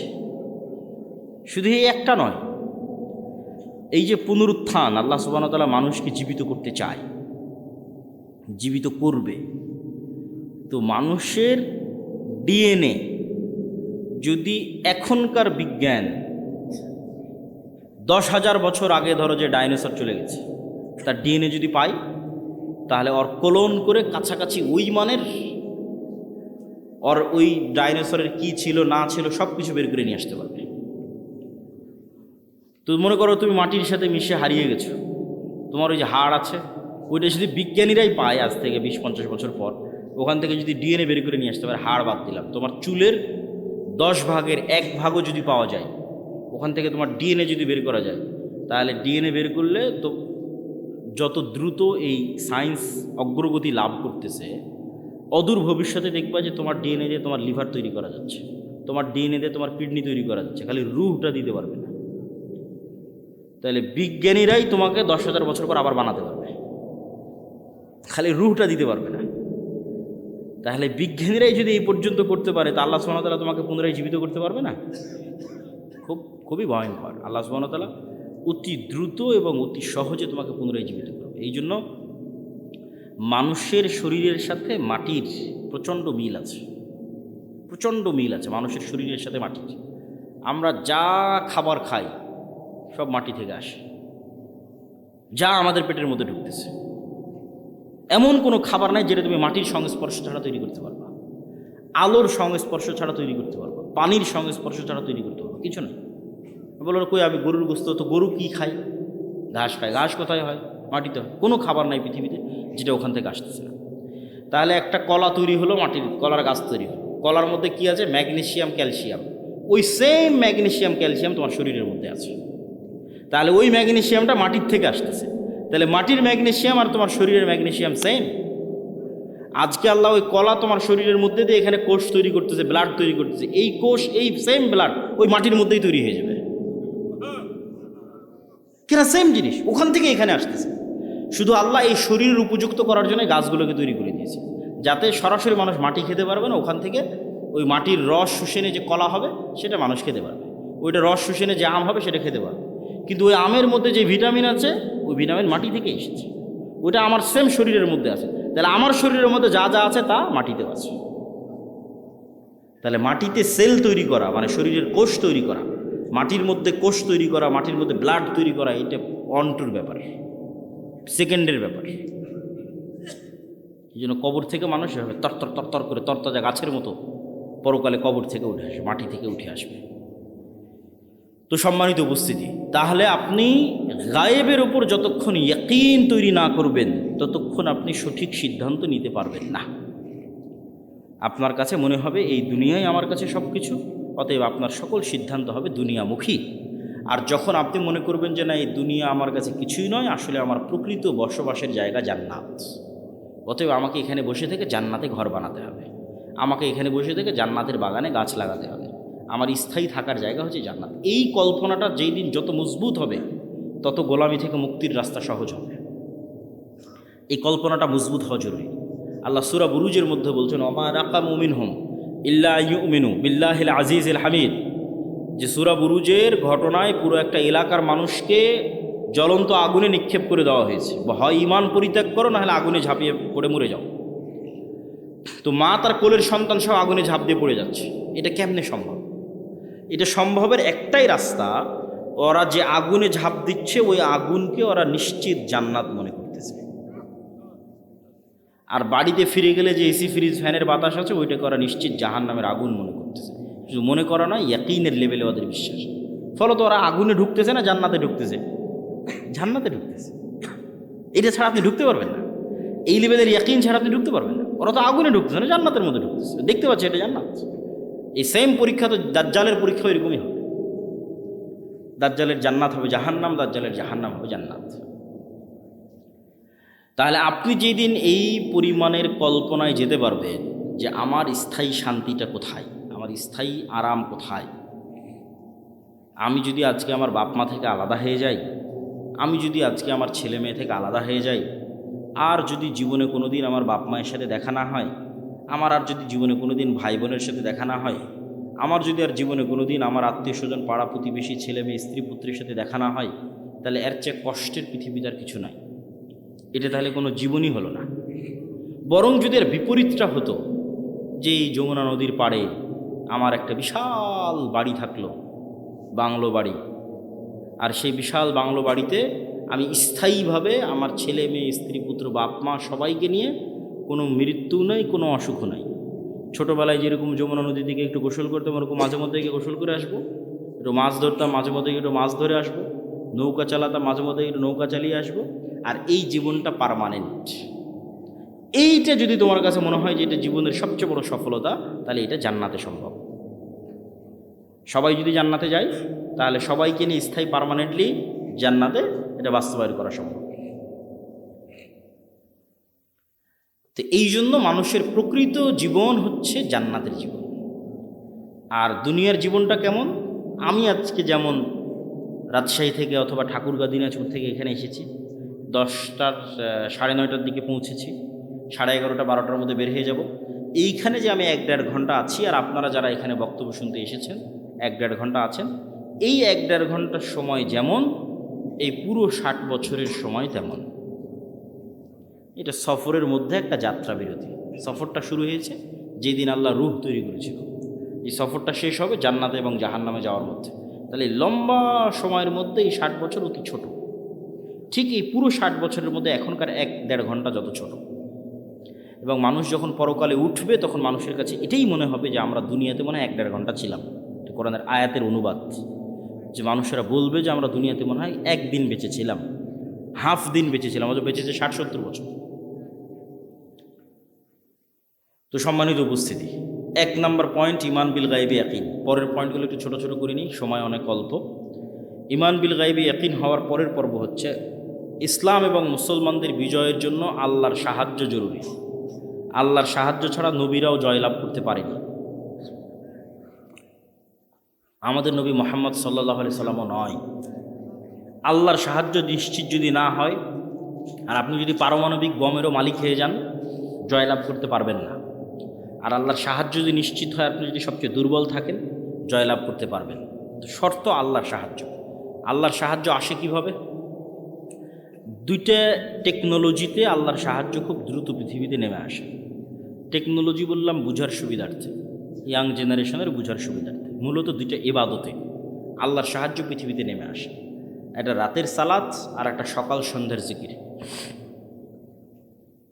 রাতের সালাত এবং সকাল সন্ধ্যার জিকির ঠিক যেমন এই মোবাইলটা লক হয়ে আছে, এই মোবাইল ওপেন হবে যদি এখানে পাসওয়ার্ড দিই, ফিঙ্গারপ্রিন্ট দিই, অথবা ফেস ভেরিফিকেশান অন করি। ফেস ভেরিফিকেশান, আমার চেহারা ও ধরে নিল ক্যামেরাতে, ডানে বামে মুখ করে পুরো চেহারা ধরে নিল, তারপর ওই চেহারার সাথে মিলে গেলেই খুলে যাবে, লক ওপেন হয়ে যাবে। তো আজকের যুগেও অনেক আধুনিক উন্নত প্রযুক্তির দরজা আছে, যেই দরজাগুলো ফিঙ্গারপ্রিন্টে ওপেন হয়, কার্ড পাঞ্চ করলে ওপেন হয়। তো মনে করো আমরা পৃথিবীর সবচেয়ে উন্নত প্রযুক্তির একটা দরজার সামনে দাঁড়িয়ে আছি, যে পৃথিবীর সবচেয়ে উন্নত প্রযুক্তির দরজা, যার লক সিস্টেম, পাসওয়ার্ড সিস্টেম পৃথিবীর যে কোনো লক এবং পাসওয়ার্ড সিস্টেমের চেয়ে বেশি ভ্যারাইটিপূর্ণ। তার এক নাম্বার শর্ত কি? এখন আমার সামনে একটা খুব উন্নত প্রযুক্তির দরজা, পৃথিবীর সবচেয়ে উন্নত প্রযুক্তির দরজা বন্ধ হয়ে আছে। আমি ওই দরজা খুলতে চাই, খুলতে হলে আমাকে নির্ধারিত সময় আসতে হবে। ওর পাসওয়ার্ড সিস্টেমের মধ্যেই এই সিস্টেম আছে যেখানে নির্ধারিত সময় ছাড়া কাজ হয় না, অসময়ে এসে লাভ নাই। তাহলে নির্ধারিত সময়ে ওই পাসওয়ার্ডের নির্ধারিত সময় গিয়ে উপস্থিত হলাম। পাসওয়ার্ডের 2 নম্বর শর্ত হচ্ছে যে ওখানে কিছু পিকচার ইনস্টল দেওয়া আছে, যেই পিকচারের সাথে যদি আমার পিকচার মিলে যায়, যেখানে দেওয়া ফরম্যাটের সাথে যদি আমার ফরম্যাট মিলে যায়, তাহলে অ্যাকসেপ্ট করবে। আর একটা জিনিস তার সাথে যুক্ত করা আছে, প্রত্যেক ফরম্যাটে একটা সাউন্ড আছে, মানে প্রত্যেক ফরম্যাটে কিছু সাউন্ড ওখানে সেভ করা আছে, যেটার সাথে আমার সাউন্ড মিলতে হবে, তাহলে দরজা উন্মুক্ত হবে। তাহলে এখন আমরা নির্ধারিত সময়কে দাঁড়ালাম, এভাবে হাত বাঁধলাম, এটা একটা ফরম্যাট, একটা চিত্র ওখানে দেওয়া আছে। এই ফরম্যাটের সাথে ওখানে কানেক্টেড করা আছে আলহামদুলিল্লাহ রাব্বিল আলামিন আর রহমানির রহিম, একটা আওয়াজ, সেম আওয়াজ হতে হবে, সেম ফরম্যাটের সাথে। তারপরে রুকুতে চলে গেলাম, এটা একটা ফরম্যাটের একটা চিত্র, এটা ওই দরজাতে ইনস্টল করা আছে। ওখানে বললাম সুবহান রাব্বিল আযীম, এই আওয়াজটা ওই চিত্র, ওই ফরম্যাটের সাথে কানেক্টেড। তাহলে নির্ধারিত সময়ে গিয়ে নির্ধারিত পিকচার ফরম্যাট তৈরি করে নির্ধারিত আওয়াজ যখন আমি বলতে পারলাম, তখন দরজাটা খুলে গেল। তো এইটা এমনি জাস্ট বোঝানোর জন্য আমি বলতেছি, কিন্তু ঘটনা এর চাইতে বেশি উন্নত এবং এর চাইতে বেশি সরাসরি এবং এর চাইতে বেশি ডাইরেক্ট। ইবনুল কাইয়িম রাহিমাহুল্লাহ বলছেন যে মানুষ যখন সালাতে দাঁড়ায় এবং চোখ সিজদার দিকে নিবদ্ধিত রাখে এবং অন্তর আল্লাহর সাথে কানেক্টেড রাখে, তখন আল্লাহ সুবহানাহু ওয়া তাআলা তার নূরের পর্দা সরিয়ে বান্দার মুখোমুখি হয়ে যায়। তো এটাই ইবনুল কাইয়িম রাহিমাহুল্লাহ বলেছে। আমি এই জিনিসটাকে আরও সহজ করার জন্য আর একটা উদাহরণ দিই। আমি যে উদাহরণ দেবো ওইটার মতো তা কিন্তু নয়, কিন্তু এটা তার চাইতে আরও কত উন্নত সেটা একমাত্র আল্লাহ সুবহানাহু ওয়া তাআলা জানে। সেটা আমার পক্ষে বলাও সম্ভব নয়, জানাও সম্ভব, কিন্তু বোঝানোর সুবিধার্থে বলতেছি। আমরা অনলাইনে ক্লাস করি না? অনলাইনে ক্লাস করার সময় টিচার আসলো, জুমে লগ ইন করলো, আমিও জুমে লগ ইন করলাম। তো জুমে লগ ইন করার পর আমি এবং আমার টিচার দুইজনই ক্লাসে অংশগ্রহণ করেছি। তো আমরা যে ইন্টারনেট ব্যবস্থাপনার মাধ্যমে এবং যে মোবাইল ব্যবস্থাপনার মাধ্যমে সরাসরি আমার টিচারের মুখোমুখি হয়ে ক্লাস করতেছি, সালাত এই ইন্টারনেট এবং এই মোবাইলের যোগাযোগের চাইতে হাজারো কোটি গুণের লক্ষ উন্নত প্রযুক্তি আল্লাহর সাথে ডাইরেক্ট কানেক্ট করার, আল্লাহর সাথে ডাইরেক্ট মুখোমুখি হওয়ার, আল্লাহর সামনে ডাইরেক্ট উপস্থিত হওয়ার। তাহলে আল্লাহর সাহায্য পৃথিবীতে নেমে আসবে, এটার লক এবং পাসওয়ার্ড এই আল্লাহর সাহায্যের দরজা উন্মুক্তই হয় সালাত দিয়ে, সাথে সাথে। এই জন্য রাসূলুল্লাহ সাল্লাল্লাহু আলাইহি ওয়াসাল্লাম সূর্যগ্রহণে সালাত আদায় করেন, চন্দ্রগ্রহণে সালাত আদায় করেন, বৃষ্টি প্রার্থনার জন্য সালাত আদায় করেন, জানাজার জন্য সালাত আদায় করেন। সালাত আল্লাহর সাথে ডাইরেক্ট কানেকশনের, পৃথিবীর আসমানি জগতের সাথে, গায়েবী জগতের সাথে, দুনিয়ার জগতের কানেকশনের মাধ্যম, যোগাযোগের মাধ্যম। এইটি দিয়ে আসমান থেকে সহযোগিতা নেমে আসে। এই জন্য রাসূল সাল্লাল্লাহু আলাইহি ওয়াসাল্লাম বদরের যুদ্ধের আগের দিন লম্বা রাতের সালাত আদায় করতেছে, সবাই ঘুমিয়ে গেছে, উনি ঘুমাননি। আবু বকর রাদিয়াল্লাহু তাআলা ক্লান্ত হয়ে বলছেন, কাফাকা মুনাশাদাতাকা রাব্বাক, আরে আপনি নবী হয়ে এত বলা লাগে আল্লাহকে, এত লম্বা রাতের সালাত, এত লম্বা দোয়া। কিন্তু মুহাম্মদ সাল্লাল্লাহু আলাইহি ওয়াসাল্লাম খুব ভালো করে জানেন, আবু বকরের চেয়েও ভালো করে জানেন যে আসমান থেকে সহযোগিতা নামাতে হলে সালাতে দাঁড়াতেই হবে, আসমান থেকে সহযোগিতা নিয়ে আসতে হলে রাতে উঠতেই হবে, নির্ধারিত টাইমে, নির্ধারিত ফরম্যাটে, নির্ধারিত আওয়াজে, নির্ধারিত সিস্টেমে অন্তরকে আল্লাহ সুবহানাহু ওয়া তাআলার সাথে কানেক্টেড রেখে সালাতে দাঁড়াতে হবে। তাহলে আল্লাহ সুবহানাহু ওয়া তাআলার সাহায্য নেমে আসবে, এর বাইরে কোনো রাস্তা নেই। আরেকটা ইবাদত যেটা দিয়ে আল্লাহ সুবহানাহু ওয়া তাআলার সাহায্য পৃথিবীতে নামে, এটা বলে বক্তব্য শেষের দিকে চলে যাব, সেটা হচ্ছে জিকির। সকাল সন্ধ্যার জিকির অথবা এমনিতেও জিকির। জিকিরকে সহজ করে বোঝানোর জন্য আমি বলি, ইয়াং জেনারেশনের বোঝানোর জন্য, সহজ করে বোঝানোর জন্য বলি যে এটা হচ্ছে সাউন্ড টেকনোলজি, শব্দ বা আওয়াজ ভিত্তিক একটা প্রযুক্তি।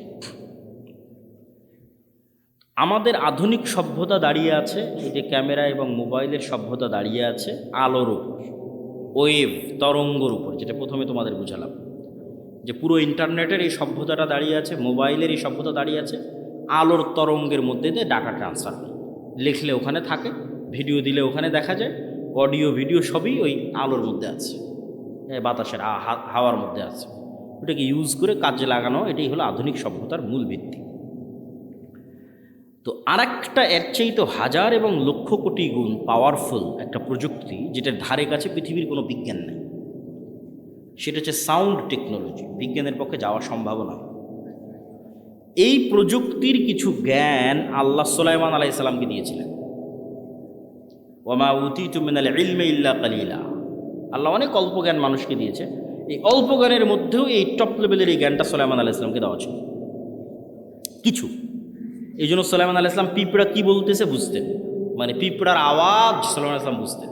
ইসরাফিলকে রেডি করা আছে, সামনে বাঁশি আছে, বাঁশিতে ফু দিবে, আওয়াজ তৈরি হবে, আওয়াজে আসমান জমিন ভেঙে যাবে, আওয়াজে পাহাড় আকাশে উঠতে থাকবে, আওয়াজে চন্দ্র সূর্য নক্ষত্র রাজি ভেঙে চূর্ণ বিচূর্ণ হয়ে যাবে, কিয়ামত কায়েম হবে আওয়াজে।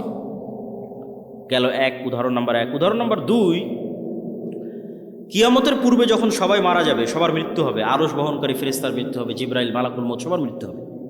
মৃত্যু হওয়ার পর শুনশান নীরব পৃথিবী ওয়ায়াবকা ওয়াজহু রাব্বিকা যুল জালালি ওয়াল ইকরাম কুল্লু মান আলাইহা ফান, সব শেষ হয়ে গেছে, শুধু মহান আল্লাহ রব্বুল আলামিন রব্বুল ইজ্জাত তিনি আছেন। কতদিন এভাবে থাকবে রব্বুল ইজ্জাত জানে, রব্বুল আলামিন জানে। তারপরে উনি যখন পৃথিবীর সব মানুষকে কিয়ামত কায়েম করতে চাইবেন, তখন ইসরাফিলকে জীবিত করে আবার ওই বাঁশিতে ফু দিতে বলবেন, সেখান থেকে একটা আওয়াজ তৈরি হবে, আওয়াজে দুনিয়ার সব মানুষ কবর থেকে উঠে কিয়ামতের মাঠের দিকে উলঙ্গ অবস্থায় দৌড়াতে থাকবে। তাহলে আওয়াজ কত পাওয়ারফুল, আওয়াজের ধরন কত পাওয়ারফুল হতে পারে যে আওয়াজে সব মানুষ জীবিত হয়ে যাবে, আওয়াজে আসমান জমিন ধ্বংস হয়ে যাবে। আওয়াজ যে শক্তিশালী, শব্দ যে শক্তিশালী, বাক্য যে শক্তিশালী, সাউন্ড যে শক্তিশালী, এর আরেকটা উদাহরণ দিয়ে এই পর্বের আলোচনা শেষ করি। আল্লাহ সুবহানাহু ওয়া তাআলা বলছেন ইউসাব্বিহু লিল্লাহি মা ফিস সামাওয়াতি ওয়া মা ফিল আরজ। এটা গায়েবের নিউজ, গায়েবে এটা চলতেছে, আমরা জানি না, আল্লাহ নিজে সংবাদ দিচ্ছে। সেটা কি? আসমান জমিন এবং তার মধ্যে যা কিছু আছে, এই টিস্যু হোক, আর এই পিরিচের প্লেট হোক, আর এই পোস্টার হোক, আর এই গায়ের জামা হোক, আর প্যান্ডেল হোক, আর এই মাইক হোক, আর মোবাইল হোক, এরা 24 ঘন্টা আল্লাহর তাসবিহ পাঠ করতেছে। আল্লাহু আকবার। আসমান এবং জমিনের মধ্যে যা কিছু আছে, কীট পতঙ্গ পঙ্গপাল জীব জন্তু জানোয়ার সব আল্লাহর তাসবিহ পাঠ করতেছে 24 ঘন্টা। তাহলে 24 ঘন্টা আল্লাহ তাসবিহ পাঠ করতেছে, মানে আওয়াজ বের হচ্ছে। নিশ্চিত থাকেন এগুলো থেকে আওয়াজ বের হচ্ছে, এগুলো থেকে আওয়াজ বের হচ্ছে। এবং এরা শুধু আওয়াজ বের করে না, এরা আওয়াজ বুঝে এবং শোনে। রাসূল সাল্লাল্লাহু আলাইহি ওয়াসাল্লাম বলতেছে, এই কে হইচই করে, কি সমস্যা? এত গুরুত্বপূর্ণ আলোচনা হচ্ছে, তার মধ্যে সমস্যা করলে হয়? এই পিরিচ আওয়াজ শুধু বের করতেছে না, আওয়াজ শোনে। রাসূল সাল্লাল্লাহু আলাইহি ওয়াসাল্লাম বলতেছে, মুয়াজ্জিন যখন আজান দেয়, যতদূর পর্যন্ত তার আওয়াজ যায়, প্রত্যেকটা জীব জন্তু জড়বস্তু জড় পদার্থ কীট পতঙ্গ পঙ্গপাল ধূলিকণা বালিকণা সব ওই আওয়াজ বুঝে কিয়ামতের মাঠে সাক্ষী দিবে। আল্লাহু আকবার। তাহলে আওয়াজের উপরেই সব দাঁড়িয়ে আছে। এরা 24 ঘন্টা তাসবিহও পাঠ করতেছে, আবার আপনি তাসবিহ পড়লে এরা বুঝতেও পারতেছে। আপনি সুবহান আল্লাহ বলবেন, এ বোঝে সুবহান আল্লাহ, আলহামদুলিল্লাহ বলবেন, এ বোঝে আলহামদুলিল্লাহ, আল্লাহু আকবার বলবেন, এ বোঝে আল্লাহু আকবার। এই জন্য জিকির খুবই পাওয়ারফুল। আর এই জন্য আল্লাহ সুবহানাহু ওয়া তাআলা উম্মতে মুহাম্মাদিকে যেই নিয়ামতটা দিয়েছেন, এটা পৃথিবীর সবচেয়ে শক্তিশালী। মুসা আলাইহি সালাতু ওয়াসসালামের লাঠি এবং ঈসা আলাইহিস সালাতু ওয়াসসালাম যে জীবিতকে মৃত করতেন আর অন্ধকে চক্ষুষ্মান করতেন, টাক মাথায় হাত দিলে চুল গজিয়ে যেত, এগুলো সবগুলোর চেয়ে পাওয়ারফুল হচ্ছে কোরআন। কেন মুসা আলাইহিস সালামের লাঠির চেয়ে তো পাওয়ারফুল? কেন এই কোরআন সরাসরি আল্লাহর নিজের আওয়াজ। বলেন আল্লাহু আকবার। আল্লাহর নিজের সাউন্ড, আল্লাহর নিজের শব্দ, আল্লাহর নিজের বাক্য। পৃথিবীতে থাকা একমাত্র কিছু যা ডাইরেক্টলি কানেক্টেড রব্বুল আলামিনের জাতের সাথে, একমাত্র। আর বাকি পৃথিবীর সব আল্লাহর সৃষ্টি। শুধু কোরআন সরাসরি আল্লাহর আওয়াজ, আল্লাহর সাউন্ড, যা আল্লাহর থেকে জিবরাইল আলাইহিস সালাম শুনেছে, জিবরাইল আলাইহিস সালাম থেকে মুহাম্মদ সাল্লাল্লাহু আলাইহি ওয়াসাল্লাম শুনেছে, তার কাছ থেকে আমরা শুনেছি। তাহলে উম্মতে মুহাম্মাদের উপর সবচেয়ে বড় নিয়ামত হচ্ছে কোরআন। আর এই জন্য সবচেয়ে বড় জিকির হচ্ছে কোরআন। সর্বশ্রেষ্ঠ জিকির হচ্ছে কোরআন তেলাওয়াত। কিন্তু এই কোরআন বুঝলে তো, মানলে তো উম্মতে মুহাম্মাদের মুক্তি হবে। কেউ বুঝেও না, কেউ মানেও না, হাফেজ হয়ে শেষ, তাহলে তো হবে না। শুধু কোরআন আরবিতে পড়া শিখে নিলাম যে শেষ না। কোরআনে আল্লাহ সুবহানাহু ওয়া তাআলা বোঝার জিনিস দিয়েছে, চিন্তা করার জিনিস দিয়েছে, এটা খুব জরুরি। তো আমাদের বক্তব্যের শেষ দুইটা পয়েন্ট। আজকের অবশ্য সব আলোচনা আল্লাহর পথে যাত্রা এই বইয়ের মধ্যে আছে। এই বইটা প্রত্যেক মসজিদ, মাদ্রাসায়, স্কুল, কলেজে প্রতি সপ্তাহে অন্তত একদিন সাপ্তাহিক দার্সের অন্তর্ভুক্ত করা উচিত, পাঠচক্র, তালিমি বৈঠকের অন্তর্ভুক্ত করা উচিত। তবে বইটা আজকে নাই, এর আগের প্রোগ্রামই শেষ হয়ে গেছে। আজকে মনে হয় শুধু 2-3টা বই আছে, তার মধ্যে এই উপদেশ একটা, আর কি আছে, আর ফতোয়া সিরিজ একটা, শুধু 3-4টাই বই আছে। উপদেশ 2-3টে আর ফতোয়ার একটা। আগের প্রোগ্রামে সব বই শেষ হয়ে যাওয়াতে আমরা এখানে আর নিয়ে আসতে পারিনি। তবে কোনো বই না নিলেও আল্লাহর পথে যাত্রা, এই বইটা অনলাইনে অর্ডার দিয়ে হলেও, জামিয়া সালাফিতে যোগাযোগ করে হলেও প্রত্যেক মসজিদে, মাদ্রাসায়, ব্যক্তিগত বাড়িতে, পরিবারে একটা করে রাখা উচিত। এগুলোর মধ্যে কাটার শক্তি, জ্বালানোর শক্তি আল্লাহর দেওয়া, মানুষের পক্ষে দেওয়া সম্ভব নয়। তো আগুন জ্বালাবে এই সিস্টেম আল্লাহর দেওয়া, ছুরি কাটবে এই সিস্টেম আল্লাহর দেওয়া। এখন তরবারিকে যদি হামজা রাদিয়াল্লাহু তাআলার গলায়ও ধরা হয়, আল্লাহর নবীর চাচা, তাও কেটে যাবে। কেন? আল্লাহ তার তৈরি করা সিস্টেম, রুল ভাঙে না। এখন একটা বম যদি পৃথিবীর সর্বশ্রেষ্ঠ তাকওয়াবান আল্লাহওয়ালা মানুষের গায়েও মারা হয়, মরে যাবে, কিছু করার নেই। সিস্টেম ওয়ার্ক করবে, ফাংশন কাজ করবে। আর একটা বাটন হচ্ছে ন্যায়পরায়ণতা এবং সত্যবাদিতা। আর এর উল্টা বাটনটা হচ্ছে 2 নম্বরই রাস্তা, ধোঁকাবাজির রাস্তা, দুর্নীতির রাস্তা, মিথ্যার রাস্তা। তাহলে এই 2 নম্বর, মিথ্যা, দুর্নীতি, ধোঁকাবাজি, এটা হচ্ছে গোলামির রাস্তা। সত্যবাদিতার, ন্যায়পরায়ণতা হচ্ছে নেতা হওয়ার রাস্তা। তাহলে তোমাদের 300 আসনের যে এমপিরা আছে, এরা সবাই গণতান্ত্রিক সিস্টেমের মধ্যে লবি, লিয়াজু, ধোঁকা, টাকা পয়সা, লেনদেন, এই গোলামির রাস্তার মধ্যে দিয়ে তারা নেতা হচ্ছে।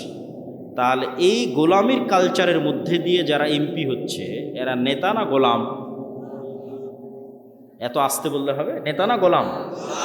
গোলাম। নেতা নয়। আপনি মনে করছেন নেতা, কিন্তু নেতা না।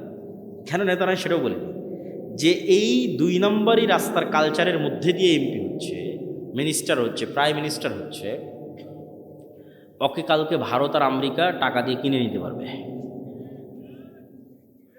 ওকে বলবে যে বাংলাদেশে যা দুর্নীতি করার লাগে করো, সব টাকা পাচার করে আমার দেশে পাঠাও, জনগণ যখন ধরে মার দিবে আমার দেশে চলে আসে। তাহলে ও নেতা না গোলাম? গোলাম। তাহলে ততক্ষণ নেতা হওয়া যায় না যতক্ষণ শতভাগ সত্যবাদী, ন্যায়পরায়ণ না হওয়া যায়। আর কোন রাস্তা নাই পৃথিবীতে নেতা হওয়ার। ওসি, ডিসি, এসপি, মন্ত্রী, মিনিস্টার, এসিল্যান্ড, সাব রেজিস্ট্রার, মাদ্রাসার শিক্ষক, প্রধান শিক্ষক, আলেম, ওলামা, হুজুর, ইসলামী দল, সংগঠন, সবার মধ্যে বাহ্যিক ইসলাম আছে। বেশিরভাগের মধ্যে 50% হয়তো সালাত আদায় করে, 60-70% হয়তো উমরা করে। কিন্তু এই চেয়ারটাতে যখন বসতেছে, তখন চেয়ারের আমানত আর রক্ষা করে না। তখন 2 নম্বরই রাস্তা অবলম্বন করে, ঘুষ, সুদ, দুর্নীতি, টাকা পয়সা সবগুলোর মধ্যে ঢুকে পড়ে। তাহলে সে আসলে বুঝেইনি ইসলাম কি, সে আসলে মুনাফিক। সে কি? মুনাফিক। রাসূল সাল্লাল্লাহু আলাইহি ওয়াসাল্লামের হাদিস যে সে মুনাফিক। এখন আপনারা শাখাটার মানুষ কেমনে পরীক্ষা করবেন যে আপনি নেতা হওয়ার যোগ্য না যোগ্য না? জ্ঞান আর শিক্ষার পরীক্ষা তো এমনি করতে পারবেন, জ্ঞান অর্জন শিক্ষার সাথে আছেন কিনা। ন্যায়পরায়ণতা সত্যবাদিতার পরীক্ষা কেমনি করবেন? আপনারা যদি আপনাদের পিতার সম্পত্তিতে নিজ নিজ বোনকে ন্যায়ের সাথে, ইনসাফের সাথে তার যে সম্পত্তি পাওয়ার হক সেটা দিয়ে থাকেন, তাহলে আপনার মধ্যে নেতা হওয়ার গুণ বিরাজমান আছে। আর যদি না দিয়ে থাকেন, যমুনার চরেরটা বোনকে, আর যেটা বেশি দামি রাস্তার পাশে উঁচু সেটা নিজে, ভিটা বাড়ি নিজের, আর যেটাতে আবাদি হয় না ডুবে থাকে 6 মাস সেটা বোনের, অথবা দেনইনি বোনকে, তাহলে আপনার মধ্যে গোলামির স্বভাব বিরাজমান আছে। আপনিও গোলাম, আপনার পরবর্তী 14 পুরুষ পর্যন্ত গোলাম থাকবে। এবং আপনাকে যদি আমি আজকে বাংলাদেশের প্রধানমন্ত্রী বানিয়ে দিই, আপনি গত 16 বছরের চেয়ে বেশি দুর্নীতি করবেন। তাহলে এই যতক্ষণ পর্যন্ত নিজ নিজ জায়গা থেকে সবাই সত্যবাদী এবং ন্যায়পরায়ণ না হয়ে যতক্ষণ বুঝেই নি ইসলাম কি, ওতে নিজেকেই ধোকা দিচ্ছে। মনে করছে আরে আমি হজ করলাম, ওমরা করলাম, সালাত আদায় করলাম, মসজিদ মাদ্রাসায় দান করলাম, বিশেষ অতিথি প্রধান অতিথি হয়ে বসে আছি, আর কি? সব মুনাফিক। ইজা তুমি না খানা, মুনাফিকার আলামত হচ্ছে দায়িত্বের আমানতের সাথে খেয়ানত করে। এদের অন্তরে ঈমান ঢোকেনি, এদের বাহ্যিক ইবাদত কবুল হবে না, এদের বাহ্যিক ইবাদত কাজে দিবে না। লা ঈমান আল ঈমান লা আমানাত লাহু, যে অন্তরে ঈমান ঢুকে গেছে ওই অন্তরে আমানতের খেয়ানত ঢুকতে পারে না। যে অন্তরে আল্লাহর ঈমান ঢুকে গেছে ওই অন্তরে 2 নম্বরই রাস্তা ঢুকতে পারে না। সম্মানিত উপস্থিতি, আল্লাহ সুবহানাহু ওয়া তাআলা আমাদের এই 5টা পয়েন্টের উপর, ঈমান বিল গায়বে ইয়াকিন, তারপরে হচ্ছে আল্লাহর সাহায্য ছাড়া বিজয় হয় না, আল্লাহর সাহায্য দুনিয়াতে আনার জন্য রাতের সালাত, সকাল সন্ধ্যার জিকির, 5 ওয়াক্ত সালাত তো লাগবেই, তাহলে আল্লাহ গণার মধ্যেই ধরবে না, কাউন্টের মধ্যেই ধরবে না। তার পাশাপাশি সর্বোচ্চ পর্যায়ের জ্ঞান এবং সর্বোচ্চ পর্যায়ের শতভাগ ন্যায়পরায়ণতা এবং আমানতদারিতা। এরকম যদি 500টা মানুষও তৈরি হয়, শুধু বাংলাদেশে না পৃথিবীতেই ইসলাম বিজয়ী হয়ে যাবে, শুধু বাংলাদেশে না ইনশাআল্লাহ। এই বলে সংক্ষিপ্ত বক্তব্য এখানেই শেষ করছি। সুবহানাকা আল্লাহুম্মা ওয়া বিহামদিকা আশহাদু আল্লা ইলাহা ইল্লা। আচ্ছা, কিছু প্রশ্ন আছে, একবার এভাবে হইচই করে ভাঙিয়েন না, প্রশ্ন উত্তরগুলো দিতে থাকি, তারপরে ধীরে ধীরে উঠিয়ে। মসজিদে কারো দাবি থাকলে সেই মসজিদে নামাজ হবে কি? দাবিটা কি রকম? কেউ যদি বলে এই মসজিদের মালিক আমি নিজেই একাই, এটা বলা যাবে না। মসজিদ আল্লাহর রাস্তায় ওয়াকফ করে পরিচালনার দায়িত্ব নেওয়া যেতে পারে।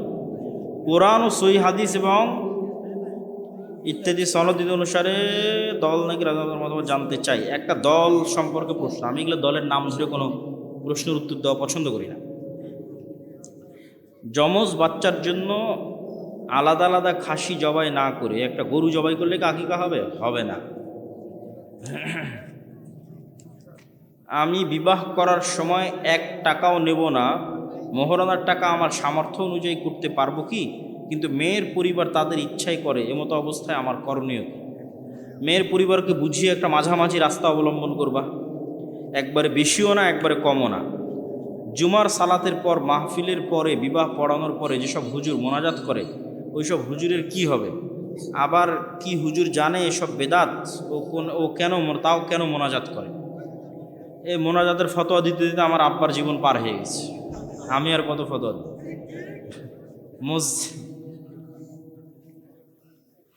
ক্যালেন্ডার মসজিদের সামনে রাখা যাবে কি না? পশ্চিম দিকে যেদিকে মুখ করে আমরা সালাত আদায় করি ওই দিকে কিচ্ছু রাখা যাবে না, একদম সাদা পরিষ্কার ধবধবে, কিচ্ছু থাকবে না, যা থাকবে পিছনে, এমনকি ঘড়িও সামনে থাকবে না, পিছনে থাকবে।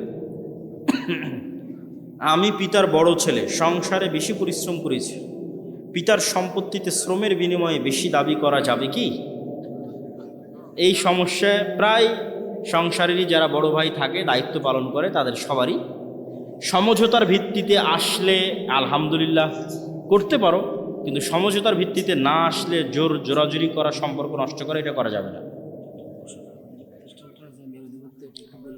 আচ্ছা, আমাদের আজকের এই প্রতিষ্ঠানটা আল জামিয়া সালাফিয়ার যে শিক্ষা বোর্ড রবিতাতুল মাদারিস সালাফিয়া সেটির সাথে অধিভুক্ত, তথা জামিয়া সালাফিয়ার সিলেবাসে এবং জামিয়া সালাফিয়াত থেকে শিক্ষক প্রশিক্ষণ নিয়ে কয়দিন আগে প্রায় 1 সপ্তাহ ব্যাপী জামিয়া সালাফিয়াতে শতাধিক শিক্ষকের প্রশিক্ষণ হয়েছে। আপনি ছিলেন? মাশাআল্লাহ, বারাকাল্লাহ ফিক। এই প্রতিষ্ঠান থেকেও শিক্ষকেরা গেছিল ট্রেনিং নেওয়ার জন্য। তো জামিয়ার সিলেবাসে এবং জামিয়ার কাছ থেকে ট্রেনিং প্রাপ্ত হয়ে এই প্রতিষ্ঠান পরিচালিত হচ্ছে, মূল্যায়ন করবে। এই একই প্রশ্নে দিয়ে অযথা ফিতনা তৈরি করার দরকার নেই। 3টে দিয়েছে একই প্রশ্ন। বৈঠক শেষে দোয়া পড়ি, সুবহানাকা আল্লাহুম্মা ওয়া বিহামদিকা আশহাদু আল্লা ইলাহা ইল্লা আনতা আস্তাগফিরুকা ওয়া আতুবু ইলাইক। বই আছে মাত্র 3-4 কপি, যারা নিবা নিয়ে নাও। ও হ্যাঁ হ্যাঁ, জাযাকাল্লাহ খাইর। আর কারো প্রশ্ন আছে কি চলে যাবে, তাকে আপনারা বলতে পারেন, বিতর্ক প্রশ্ন বাদ দিয়ে জানার ইচ্ছে থাকবে। আছে কি কেউ প্রশ্ন করতে চান?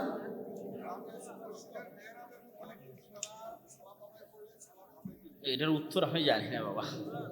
মেয়েরা বিতর্কিত, আমি পরে বিতর্কিত মাসালা এটা পরে এর আগে যে যা উমরা করা যাবে, হ্যাঁ আমি 30 সালে হয়ে গেলাম, হ্যাঁ, হ্যাঁ। তার আগে মানে 25 সালে আমি উমরা করতে যাব, এরকম কি আছে? আমাদের মাদ্রাসার ক্যালেন্ডার আছে সামনে গেটে।